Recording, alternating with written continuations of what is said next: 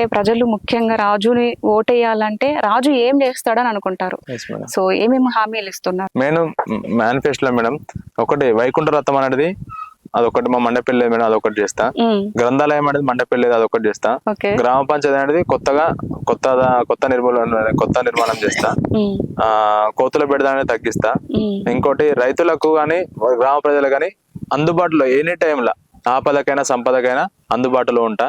Plus విద్యార్థులకు యువజన సంఘాల విద్యార్థులకు ఏంటంటే ఎటువంటి సమస్యలు ఉన్నా గానీ వాళ్ళను తోడుగా ఉండి నేను ముందరికి తీసుకుపోయి వాళ్ళ ఎడ్యుకేషన్ లో కానీ ఏదైనా కానీ నేను ముందుండి స్పోర్ట్స్ అనేది ఎక్కువ ఎంకరేజ్మెంట్ చేస్తా మేడం. స్పోర్ట్స్ నుండి ఇంకా రైతులకు అనేది కొత్త పద్ధతిలో ఎక్కువ ఇంకా సెంట్రల్ గవర్నమెంట్ స్కీమ్స్ ని అప్పీల్ చేసుకుంటూ కొత్త వాళ్ళని ఇంకా ఎంకరేజ్ చేసి కొత్త పద్ధతులు ఏమైతున్నాయో వాటిని నేను ఎక్కువ ప్రోత్సహిస్తాను మేడం. ఇంకోటి ఏంటంటే ఎల్లమ్మ తల్లి దగ్గర అదొకటి డ్రైనేజ్ అదొకటి మామూలుగా అదే ఎవరు